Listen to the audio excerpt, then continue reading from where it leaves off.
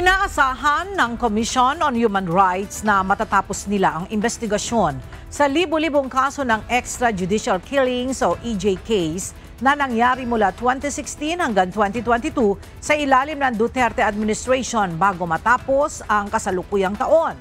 Ayon kay CHR, Commissioner Richard Palpalatok, mahigit 4,000 kaso na ang kanilang iniimbestigahan, ngunit karamihan dito ay hindi pa tapos dahil sa kakulangan ng kooperasyon mula sa Philippine National Police. Madalas anya silang hindi pinapayagang makakuha ng mga ebidensya gaya ng case folders at police reports. Gayunman, nangako na ang bagong pamunuan ng pambansang pulisya sa pangunguna ni PNP Chief Police General Nicolas Torre III na makikipagtulungan ng PNP sa kanilang hanay.